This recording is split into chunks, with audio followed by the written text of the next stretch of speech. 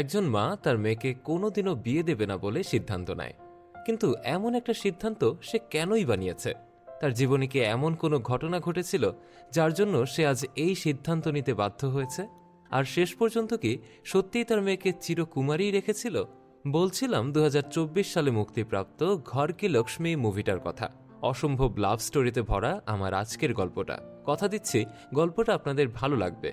তো চলুন আর দেরি না করে মূল গল্পে যাওয়া যাক। গল্পটা শুরু হয় একটা কিউট বাচ্চা ছেলেকে দেখিয়ে। এই কিউট ছেলেটার নাম চিরঞ্জিত। সবাই তাকে চিরু বলেই ডাকে। আজ চিরঞ্জিতের জন্মদিন, এজন্য বাড়িতে একটা ছোটখাটো অনুষ্ঠানের আয়োজন করা হয়েছে। চিরুর 4 জন মাসি। ইনি হলেন সব থেকে ছোট মাসি, এনার নাম শান্তি। ইনি হলেন আরেক মাসি, এনার নাম গৌরী। আর একজন মাসি, এনার নাম শারদা। ইনি হলেন একজন গুরুত্বপূর্ণ মাসি, এনার নাম পদ্মা। আর এই যে মা দুর্গার মতো যাকে দেখছেন, ইনি হলেন চিরুর গর্ভধারিণী মা। এরা সবাই মিলে একটা জয়েন্ট ফ্যামিলিতে থাকে, চিরুর আর সব মাসিদের মেয়ে। মোট কথা এই ফ্যামিলিতে একমাত্র চিরুই ছেলে বাচ্চা, তাই চিরুকে যেন সবাই চোখে চোখে রাখে। আর ইনি হচ্ছেন চিরুর বাবা, আর তার সঙ্গে যাদের দেখছেন এনারা হচ্ছে চিরুর মেশোরা। তো যাই হোক, আজ যেহেতু চিরুর জন্মদিন, তাই সে গোসল করে রেডি হওয়ার জন্য যায়। কিন্তু এখানেই ঘটে আবার আরেক কাণ্ড। পদ্মা মাসি চিরুর জন্য একটা ড্রেস নিয়ে আসে। সে চায় আজ চিরুর জন্মদিনে যেন সে এই পোশাকটা পরে। একে একে সেখানে একের পর এক মাসিরা চিরুর জন্য জামা কাপড় নিয়ে আসে। সবাই চায় আজ চিরুর জন্মদিনে যেন সে তাদের কাপড়টাই পরে। এ নিয়েই তাদের মধ্যে ঝামেলা হতে শুরু করে। আর তখনই সেখানে চিরুর মা চলে আসে। সেও ছেলের জন্মদিনে একটা ড্রেস এনেছে। সেও চাচ্ছে আজ তার জন্মদিনে তার দেওয়া পোশাকই যেন তার ছেলে পরে। বেচারা ছোট্ট চিরু তো কি করবে বুঝতেই পারছিল না। সে আজ কার পোশাক পরবে? যার পোশাকই পরুক না কেন, অন্যজন তো কষ্ট পাবে। তো সবাইকে নিচে যেতে বলে, সে একাই রেডি হবে বলে। তার কথা মতো সবাই নিচে এসে চিরুর জন্য অপেক্ষা করতে থাকে। কিন্তু একটু পরে যেটা ঘটে সেটা তো দেখে সবার চোখ কপালে উঠে যায়। চিরু আসলে সে তার কোনো মাসির মনেই কষ্ট দিতে চায়নি, তাই সবার পোশাক থেকে একটু একটু করে নিয়ে সে তার নিজের মতো করে একটা পোশাক বানিয়ে ফেলেছে। আর এটা পরেই সে অনুষ্ঠানে আসে। তার এমন আজব পোশাক দেখে তার বাবা বলে, এটা কোন ধরনের ড্রেস? কিন্তু তার মা তো বুঝতে পেরেছিল, তাই সে এটা দেখে খুব স্বাভাবিকভাবেই নেয়। যথারীতি কেক কাটার মাধ্যমে অনুষ্ঠান শেষ হয়ে যায়। রাতের বেলা চিরু যখন তার মায়ের কোলে শুয়েছিল, তখন তার মা তাকে জিজ্ঞেস করে, তোমার যে কাপড় পছন্দ তুমি সেটাই পরতে, তুমি এটা করেছো কেন? ছোট্ট চিরু তখন মাকে বলে, আমার 4 মাসই আমাকে খুব ভালোবাসে, তাই আমি এখান থেকে যদি নির্দিষ্ট করে কারো পোশাক পরতাম তাহলে তো আরেকজনের মনেও কষ্ট লাগতো, তাই না? ছেলের মুখে এমন কথা শুনে তার মা তো অবাক হয়ে যায়। এরপর তার মা তাকে জিজ্ঞেস করে, আচ্ছা, ওর ভেতরে তোমার কোন কাপড়টা পছন্দ হয়েছিল? চিরু তো আর জানতো না আড়ালে দাঁড়িয়ে তার মাসিরা তাদের সব কথা শুনছে। তাই সে বলে, পদ্মা মাসির ড্রেস। তার মা তাকে জিজ্ঞেস করে ওই পোশাকটা তার কি জন্য পছন্দ। চিরু তখন বলে, আমি আর আমার বোন তোমার বাচ্চা, আর এখানে সব মাসিদেরই বাচ্চা আছে, কিন্তু পদ্মা মাসির কোনো বাচ্চা নেই, তাই আমি পদ্মা মাসিকে খুব ভালোবাসি। এই কথা শুনে আড়াল থেকে পদ্মা মাসি আর নিজেকে ধরে রাখতে পারে না। সে এসে চিরুকে জড়িয়ে ধরে আর সবাইকে বলে, চিরু এত ছোট হয়েও এত কিছু বোঝে। আজ থেকে আমি আলাদা করে ওর খেয়াল রাখতে চাই। ওর যত খেলনা লাগে আমি কিনে দেব। তাছাড়া ওর জন্য যদি কোনো মেয়ে পছন্দ করতে হয় তাও আমি করব। মেয়ের কথা শুনে তখন চিরু মুখ টিপে হাসতে থাকে। সেই ছোট্ট চিরঞ্জিত আজ কিন্তু অনেক বড় হয়ে গিয়েছে, তাই তার জন্য আজ মেয়ে দেখা চলছে। কিন্তু পদ্মা মাসির কোনো মেয়েকেই পছন্দ হচ্ছে না। তো যাই হোক, চিরু আজ বাজার করার জন্য বাসা থেকে বের হয়। সে একটু দূরেই একটা টমেটোওয়ালাকে দেখতে পায়। তাকে ডাক দিলেও সে যেন শুনেও না শোনার ভান করে। ঠিক সেই সময় চিরুর পাশের বাসার একটা মেয়ে এসে টমেটোওয়ালাকে ডাক দিলে সে খুশি মনে তার টমেটোর গাড়িটা নিয়ে সেখানে চলে আসে। আসলে আমাদের সমাজটা এখন এরকমই হয়ে গেছে, সব জায়গায় মেয়েদের প্রাধান্য একটু বেশি। এটা দেখে চিরু তো খুবই রেগে যায়, তাই সে টমেটোওয়ালাকে একের পর এক কথা শোনাতে থাকে। তখন চিরু খেয়াল করে পাশে দাঁড়িয়ে মেয়েটা টমেটো নিচ্ছে আর তার দিকে তাকিয়ে মিটি মিটি হাসছে। তখন চিরু তার পরিচয় জিজ্ঞেস করলে সে বলে, আমি গীতিকার বোন। কিন্তু এরপরও চিরু তাকে চিনতে পারে না। তখন সে বলে, শিলা আন্টি আছে না, ওনার ছেলের সঙ্গে আমার দিদির বিয়ের কথা চলছে। শিলা আন্টি আসলে চিরুর মা ছিল। মেয়েটা তার দিদির ব্যাপারে আরো অনেক ভালো ভালো কথা বলতে থাকে। কোনো ছেলে নাকি তার দিদিকে দেখলেই তার ভাগ্যই খুলে যাবে, আর শুধুমাত্র তার দিদির জন্যই তারা এই এলাকায় ঘর ভাড়া নিয়েছে। তাই চিরু যদি এবার তাকে না দেখে তাহলে তার অন্য জায়গায় বিয়ে ঠিকই হয়ে যাবে। চিরু বুঝতে পারে না তার মা মাসিরা মিলে এমন এক কাণ্ড ঘটিয়ে রেখেছে। মেয়েটা তাকে পেছন থেকে ডাকলেও সে আর ফেরে না। চিরু এখান থেকে খুবই রেগে মন খারাপ করে বাড়ি ফিরে এসে টমেটোর ব্যাগটা ছুঁড়ে মারে। চিরুর মা ছেলের মন খারাপ দেখে কারণ জিজ্ঞেস করলে সে বলে গীতিকার বোনের সঙ্গে আজ তার দেখা হয়েছিল। সে বলেছে যদি আমরা এবার তার বোনকে দেখতে না যাই তাহলে তার এর থেকে ভালো জায়গায় বিয়ে হয়ে যাবে। পদ্মামাসি তখন বলে এত বড় কথা বলেছে, ওর থেকে অস্কার পাওয়া মেয়ে আমি তোর জন্য নিয়ে আসবো। এটা শুনে চিরু আরো রেগে যায়। তখন সেখান থেকে চিরুর এক বোনের বাচ্চা যাচ্ছিল। চিরু তাকে কোলে উঠিয়ে নিয়ে বলে তোর গার্লফ্রেন্ডকে কি বলবি? তখন সেই বাচ্চা ছেলেটা বলে আমার মামার বিয়ের আগে আমার বিয়ে হয়ে যাবে। এই কথা শুনেই চিরুর মা মাসিদের মন খারাপ হয়ে যায়। চিরু তখন মা মাসিদের বলে আজই তোমরা ঘটকের কাছে ফোন করে বিয়ে ঠিক করো। এই কথা বলেই সে সেখান থেকে চলে যায়। আসলে তার মা মাসিদের পছন্দ হচ্ছিল না বলেই তার বিয়েটা হচ্ছিল না। তো যাই হোক, রাতের বেলা অনেক বৃষ্টি নামে। এই বৃষ্টির মধ্যে একটা মেয়েকে দাঁড়িয়ে থাকতে দেখা যায়। এরপর মেয়েটা সেখান থেকে একটা গাড়িতে উঠে, আর এই গাড়িতেই ছিল চিরু। কিন্তু মেয়েটা যে গাড়িতে উঠেছে সে বিষয়ে তার কোনো প্রতিক্রিয়াই নেই। সে আপন মনে তার মোবাইল স্ক্রিনে গেম খেলছিল। এদিকে চিরু তার ফ্যামিলি নিয়ে আজ পাত্রী দেখতে এসেছে। কোথায় জানেন? এতক্ষণে নিশ্চয়ই আন্দাজ করতে পেরেছেন। হ্যাঁ, ঠিকই ধরেছেন, এক রেল স্টেশনে। চিরু এখানে তার মা মাসিদের পাত্রীর বাবার সঙ্গে একটুও কথা বলতে দেয় না, কারণ এখনো পর্যন্ত তার বিয়ে না হওয়ার কারণই ছিল তার মা আর তার মাসিরা। তাই চিরু এই ব্যবস্থা করেছে। এখানে পাত্রী দেখে চিরুর পছন্দ হয়ে যায়। এরপর দেখা যায় চিরু কোথাও যাচ্ছিল, তখন হঠাৎ করেই তার বাইকের সামনে একটা ছেলে আর একটা মেয়ে চলে আসে, আর তাদের পেছনে কিছু গুন্ডা তাড়া করছিল। চিরু তাদের সঙ্গে মারামারি করে ছেলে মেয়ে দুটোকে বাঁচিয়ে দেয়, আর তাদেরকে যত দ্রুত সম্ভব বিয়ে করে নিতে বলে সেখান থেকে চলে যায়।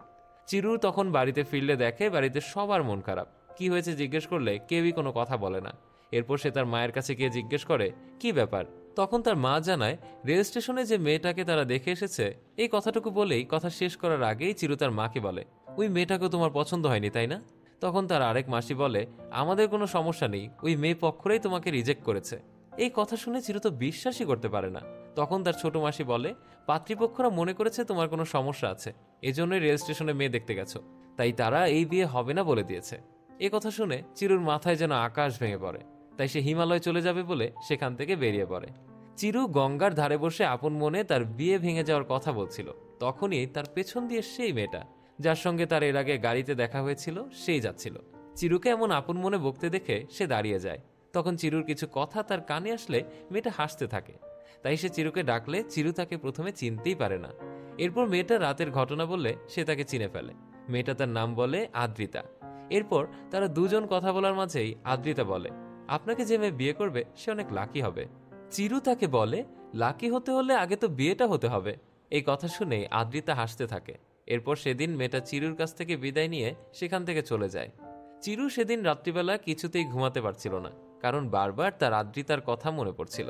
তো যাই হোক, চিরু আর তার মা মাসিরা এজেন্সি চালায় যেখানে বিয়ের অ্যারেঞ্জমেন্ট করা হয়। এই এজেন্সিতে প্রথম থেকে বিয়ের যাবতীয় কার্যক্রম পরিচালনা করা হয়।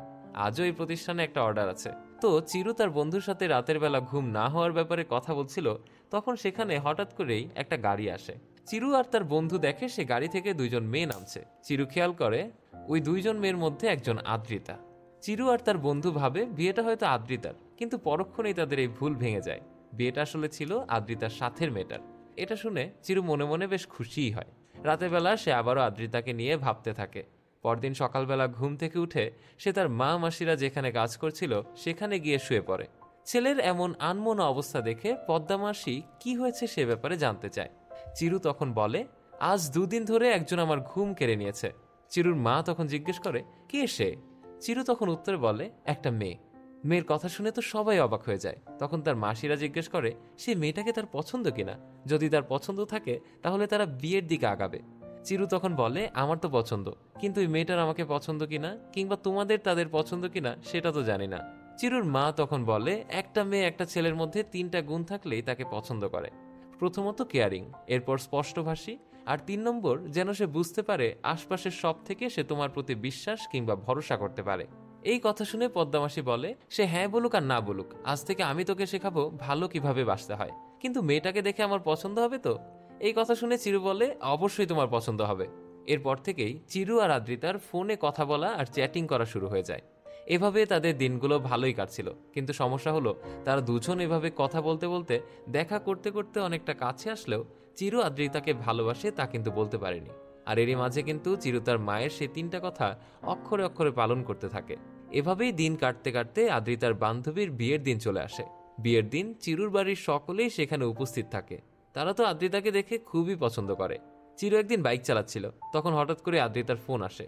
সে চিরুকে একটা কফি শপে আসতে বলে। এই কথা শুনে চিরু তো খুবই খুশি, কিন্তু সেখানে গিয়ে দেখে আদ্রিতা আগে থেকে একটা ছেলের সঙ্গে সেখানে বসে আছে।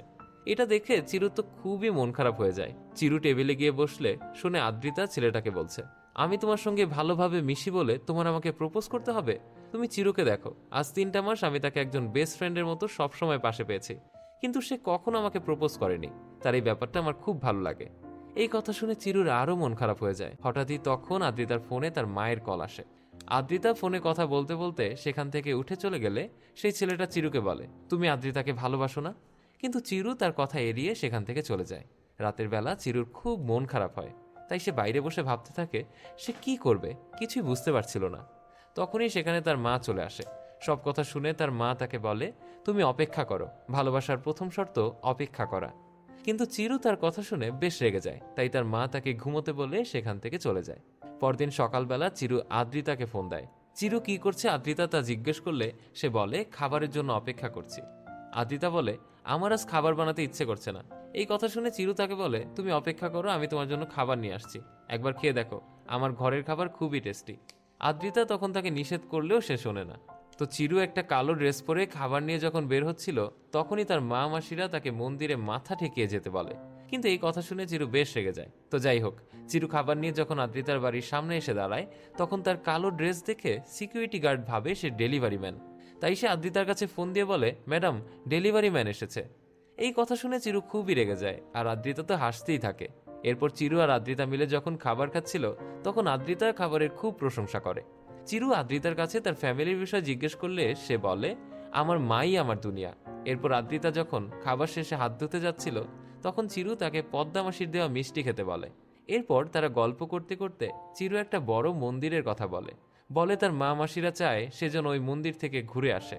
এই কথা শুনে আদ্রিতা বলে, তোমাদের ফ্যামিলি ট্যুর? চিরু বলে, না, আমি একাই যাব। আদ্রিতা তখন বলে, তুমি চাইলে আমি তোমার সঙ্গে যেতে পারি। এই কথা শুনে চিরু তো খুবই খুশি হয়ে যায়। তার কাছে এ যেন মেঘনা চাইতেই জল।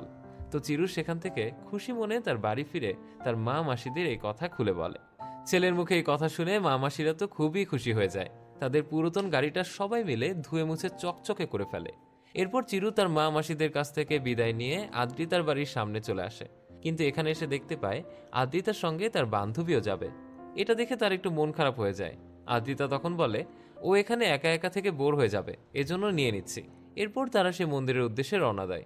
মন্দিরের পাশে একটা সি বিচ ছিল, তারা ওখানে খুব মজা করে। এরপর তারা মন্দির দর্শন করে যখন ফিরে আসবে, তখনই আদ্রিতার বান্ধবীর ফোনে একটা কল আসে, আর আদ্রিতার বান্ধবী তার স্বামীর সঙ্গে ঝগড়া করতে থাকে। এটা দেখে আদ্রিতা চিরুকে বলে, যখন এরা প্রেম করত তখন মনে হতো এরা দুজন দুজনকে না পেলে হয়তো নিজেদের দুনিয়া শেষ হয়ে যাবে, আর বিয়ের পরে এখন দেখো তাদের ঝগড়া যেন মিটতেই চায় না। এদের সমস্যা কি আমি তা আজও বুঝতে পারলাম না। কিন্তু চিরু বাচ্চাদের মতো শব্দ করে জুস খেয়েই যাচ্ছিল। আদ্রিতা তাকে ডাক দিলে তখন সে বলে, আমি শুনেছি সমস্যা তোমারও না আমারও না। এই কথা বলতে বলতে একসময় সে তার মনের কথা বলে দেয়। আর এই কথাগুলো শুনে আদ্রিতার খুব মন খারাপ হয়ে যায়। চিরু আসলে বুঝতে পারেনি কিভাবে সে কথাগুলো বলে দিল। তারা যখন ওখান থেকে ফিরে আসে, সারাটা পথ আদ্রিতা চিরুর সঙ্গে কোনো কথাই বলে না। এজন্য চিরুর খুব মন খারাপ। সে মন খারাপ করেই বাড়িতে ঢুকে। তার মা মাসিরা যখন তার কাছে কি হয়েছে জিজ্ঞেস করে, তখন সে মন খারাপ করে বলে, কিচ্ছু হয়নি। এই কথা বলেই সে সেখান থেকে চলে যায়। এদিকে আদ্রিতারও কিন্তু খুব মন খারাপ। সেও কোনো কাজে মন বসাতে পারছিল না। ও, আপনাদের তো বলাই হয়নি, আদ্রিতা আসলে একজন লয়ার। চারুও কিন্তু ট্যুর থেকে ফিরে কারোর সঙ্গে তেমন কোনো কথা বলে না। কেউ কিছু বললেই সে রেগে যাচ্ছিল। রাতের বেলা আদ্রিতার বান্ধবী তাকে বোঝায় যে চিরু আসলে খুব ভালো ছেলে, তার মধ্যে আন্ডারস্ট্যান্ডিং, কেয়ারিং এ সব কিছুই আছে, ও তোকে খুব ভালো রাখবে। কিন্তু আদ্রিতা কি করবে সে যেন বুঝতেই পারছিল না। পরদিন সকালবেলা একটা বিয়ের জন্য বাড়িটা সুন্দর করে সাজানো হচ্ছিল। তখন চিরু গাড়ির মধ্যে বসে জোরে জোরে গান গাইতে থাকে। চিরুর মা তাকে বাজারে যেতে বললে সে বলে, হ্যাঁ, 5 কিলো খুশি আনতে হবে, 10 কিলো শান্তি আনতে হবে, তাই না? ছেলের মুখে এমন কথা শুনে চিরুর মা বলে, কিরে, এসব কি বলছিস তুই? চিরু তখন গাড়ি থেকে বের হয়ে এসে বলে, কি বলবো তোমরা বলে দাও। তখন পদ্মামাসি বলে, ভালোবাসা এরকম একটু একটু হয়েই থাকে, দেখবি এসব কিছু ঠিক হয়ে যাবে। তখনই তাদের বাড়ির মধ্যে একটা গাড়ি ঢুকতে দেখে তার এক মাসি বলে, দেখ, আদ্রিতা হয়তো চলে এসেছে। চিরু তাকিয়ে দেখে সত্যি আদ্রিতা গাড়ি থেকে নামছে। আদ্রিতা যখন তার মাসিদের কাছে আসে তখন চিরু সেখান থেকে ভেতরে চলে যায়। আদ্রিতা চিরুর সঙ্গে কথা বলার জন্য ভেতরে যায়। সেখানে গেলে চিরু তাকে সরি বলে।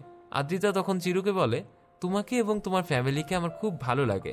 চিরু তখন আদ্রিতার মায়ের সঙ্গে বিয়ের কথা বলতে চায়, কিন্তু আদ্রিতা বলে, আমার মা আমাকে কখনোই বিয়ে দেবে না, আর আমি আমার মায়ের উপর দিয়ে কখনো যেতেও পারবো না। চিরু তখন আদ্রিতাকে বলে, তাহলে তুমি এখানে এসেছো কেন? আদ্রিতা উত্তরে বলে, আমি চাই তুমি ভালো একটা মেয়ে দেখে বিয়ে করে নাও। চিরু তখন তার কথায় হাসবে না কাঁদবে কিছুই বুঝতে পারছিল না। তখন আদ্রিতা তাকে বাই বলে সেখান থেকে চলে যাওয়ার সময় পদ্মামাসি তার পথ আগলে ধরে। সবাই ভাবে সে হয়তো কোনো কিছু একটা বলবে, কিন্তু সবাইকে অবাক করে দিয়ে সেদিন চিরু যে খাবার নিয়ে গিয়েছিল তার মধ্যে একটা বাটিতে করে সে মিষ্টি পাঠিয়েছিল, সেই ডিব্বাটা চায়। এটা শুনে সবাই খুব রেগে যায়। আদ্রিতা ডিব্বাটা দিয়ে যাবে বলে তাকে কথা দিয়ে যায়। এত কষ্ট পেয়ে চিরু রাতের বেলা ড্রিঙ্কস করে বাড়ি ফিরে তার মা মাসিদের সামনে মাতলামি করতে থাকে। এটা দেখে তার মা মাসিরা খুবই কষ্ট পায়।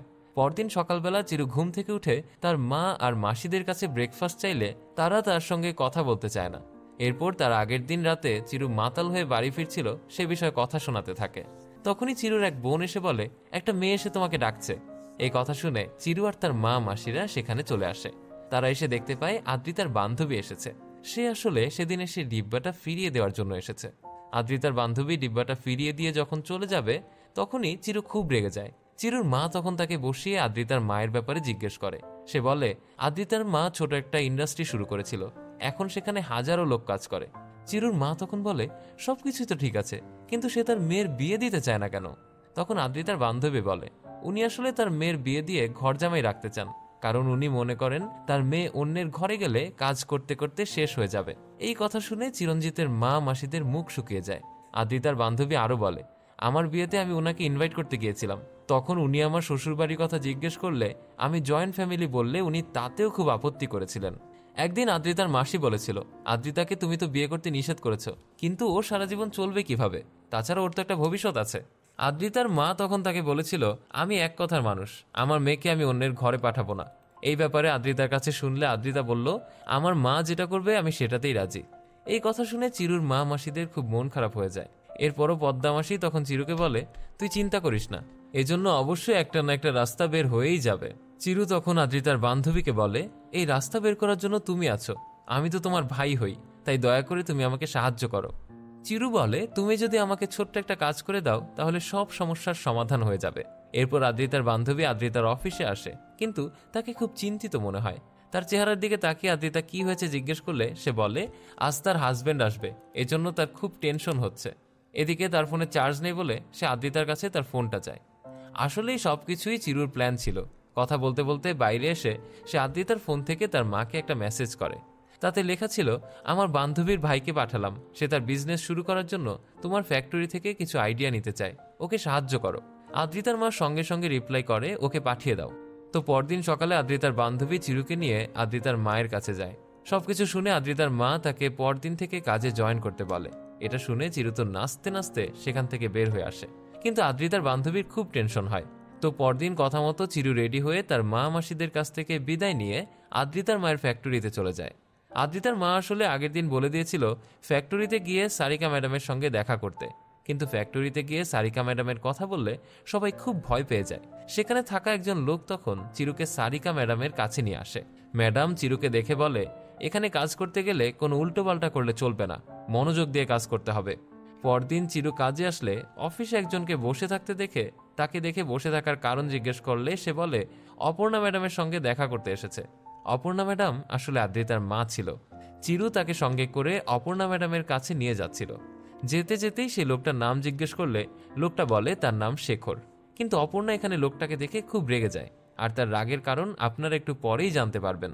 এই লোকটাকে এখানে কে নিয়ে এসেছে সে বিষয়ে জিজ্ঞেস করে, এমনকি সে শেষ পর্যন্ত লোকটার গায়েও হাত তুলে আর অপমান করে বাইরে বের করে দেয়। এরপর চিরু জানতে পারে এই লোকটার ওয়াইফের হার্টের অপারেশন হয়েছিল, তারপরও ওই লোকটা ওয়াইফের কোনো খোঁজই নেয়নি। তো যাই হোক, এর পরের দিন হঠাৎ করে ফ্যাক্টরিতে আদ্রিতা চলে আসে। আদ্রিতাকে দেখে চিরু লুকিয়ে পড়ে, এরপরেও সে আদ্রিতার চোখে ধরা পড়ে যায়। আদ্রিতা তো তাকে দেখে অবাক হয়ে যায়। আদ্রিতাকে এভাবে তাকিয়ে থাকতে দেখে সারিকা ম্যাডাম তার কাছে এসে চিরু এখানে আসার কারণ খুলে বলে। চিরু তখন তাকে ধন্যবাদ দিয়ে সেখান থেকে চলে যায়। আদ্রিতা ফ্যাক্টরি থেকে বাড়ি ফিরে তার বান্ধবীর কাছে ফোন করার চেষ্টা করে। তখনই তার মা চলে আসে। এতদিন পর মাকে দেখে আদ্রিতা মাকে জড়িয়ে ধরে। তার মা তখন সে সেখানে কতদিন থাকবে জিজ্ঞেস করলে সে 1 সপ্তাহের কথা বলে। এই কথা শুনে অপর্ণা খুশি হয়ে সেখান থেকে চলে যায়। আদ্রিতা কি করবে বুঝতে পারছিল না, তাই সে রাতের বেলা চিরুর সঙ্গে দেখা করে আর তার মায়ের সঙ্গে মিথ্যা বলার জন্য তাকে খুব বকাঝকা করে। সে বলে, তুমি জানো না আমার মা মিথ্যা একদমই সহ্য করতে পারে না। কিন্তু চিরু বলে, আমি তোমার মাকে ঠিকই ম্যানেজ করে নেব। এরপরও আদ্রিতা ওর কোনো কথা না শুনে পরদিন সকালবেলা যদি সত্যিটা তার মায়ের সঙ্গে না বলে তাহলে সে মেসেজের ব্যাপারে সত্যি বলে দিবে বলে সেখান থেকে চলে যায়। তো পরদিন আদ্রিতা আর চিরু তার মায়ের অফিসে যায় সত্যটা বলার জন্য। তখনই সেখানে একজন মহিলা এসে সারিকা ম্যাডামের ব্যাপারে বলে। আসলে সারিকার মেয়ে কিছুদিন আগে একটা ছেলের সঙ্গে পালিয়ে গিয়েছিল, তাই সে আজ আবার ফিরে এসেছে। এই কথা শুনে তারা সবাই মিলে সারিকার কাছে চলে যায়। সারিকা তো তার মেয়েকে মারতে থাকে। তখন আদ্রিতা আর তার মা এসে তাকে থামিয়ে দিয়ে আদ্রিতার মা আদ্রিতাকে সারদার মেয়েকে নিয়ে যেতে বলে। যাওয়ার সময় চিরু খেয়াল করে কিছুদিন আগে যে একটা ছেলে আর মেয়েকে বাঁচিয়েছিল এই যে সেই মেয়েটা।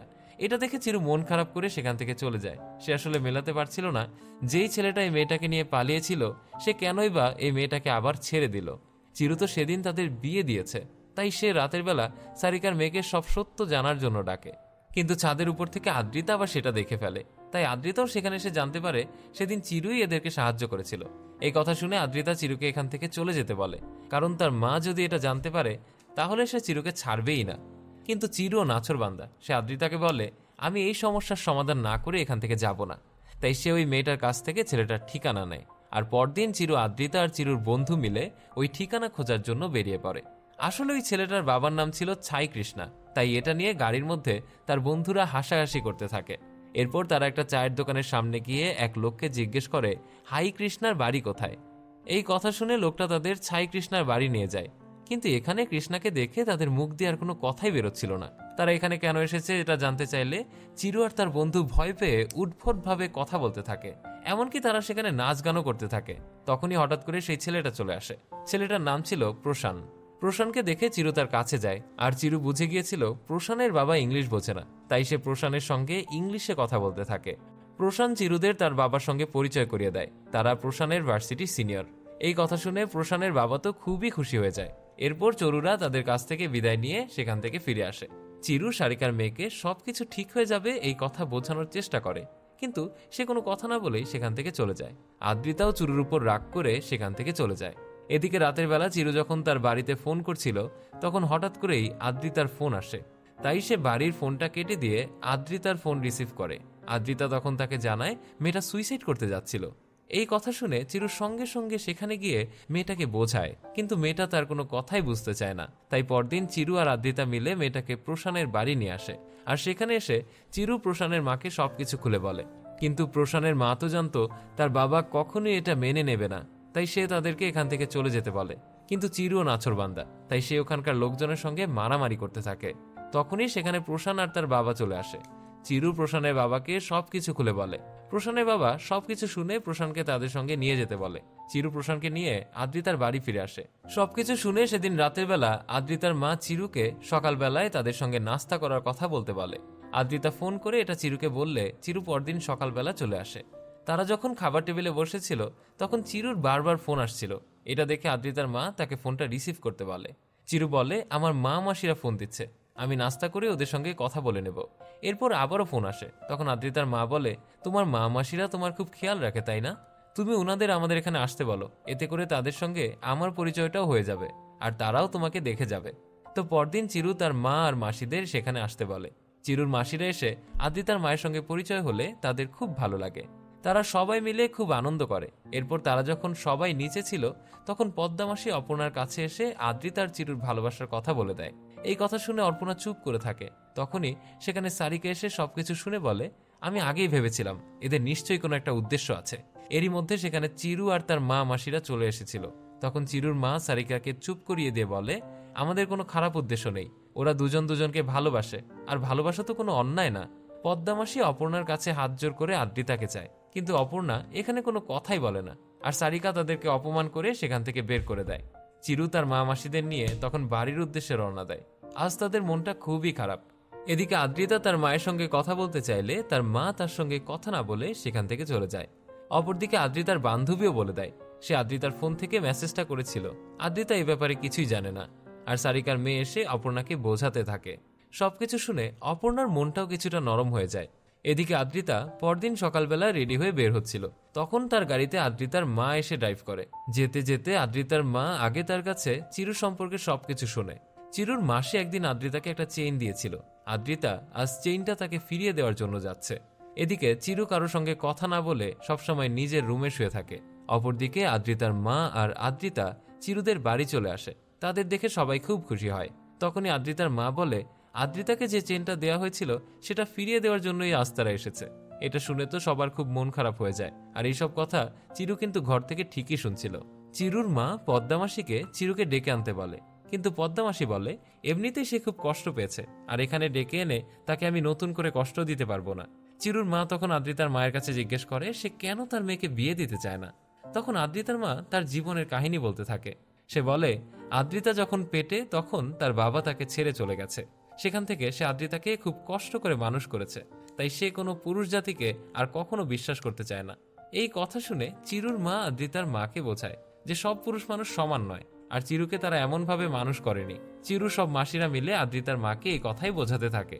এক পর্যায়ে আদ্রিতার মা রাজি হয়ে যায়। সে আদ্রিতাকে বলে, আমি যদি তোকে বিয়ে দেই তাহলে এই ঘরেই দেব। এই কথা শুনে তো সবাই খুশি হয়ে যায়, কিন্তু আদ্রিতা তখন বলে, আমি এখানে বিয়ে করব না, কারণ এখানে এত কাণ্ড হয়ে যাচ্ছে। তারপরও চিরু এখানে একবারও আসলো না। সে কিনা এখনো ঘরের ভেতরেই ঘুমাচ্ছে। কষ্ট কি শুধু তার একারই লেগেছে যে সেই বিরহে তাকে দরজা বন্ধ করে শুয়ে থাকতে হবে? চলো মা, আমরা এখান থেকে চলে যাই। আপনাদের তো আগেই বলেছি চিরু সবকিছুই বাসা থেকে শুনছিল, তাই অবস্থা বেগতিক দেখে সে বাইরে বের হয়ে আসে আর বলতে থাকে, আমি কোথায় ঘুমাচ্ছি? আজ 4 দিনের মধ্যে আমি একটুও ঘুমাতে পারিনি। তোমার ওই মুখটা না দেখলে আমার ঘুমই আসে না। আমি যখন সবকিছু ঠিক করার চেষ্টা করেছি তখন তুমি কি বলেছ? আমার মাই আমার দুনিয়া। কই, আমার তো এতগুলো মা, সেই ছোটবেলা থেকে আমাকে মানুষ করেছে, তাই এরাও আমার কাছে কম কিছু না। এই কথা বলে সে আদ্রিতার মায়ের কাছে ক্ষমা চায়। এরপর সত্যিই তাদের বিয়ে হয়ে যায়। বিয়েতে চিরুর মা মাসিরা এমনকি আদ্রিতার মাও নাচতে থাকে। আর এরকম একটা সুন্দর মুহূর্তের মধ্য দিয়েই আমার গল্পটা এখানেই শেষ হয়ে যায়। তো কেমন ছিল আমার আজকের গল্পটা তা অবশ্যই আমাকে কমেন্ট বক্সে জানাতে ভুলবেন না। আজ এ পর্যন্তই, পরবর্তী এপিসোড দেখার আমন্ত্রণ রইল। সে পর্যন্ত সবাই ভালো থাকবেন, সুস্থ থাকবেন।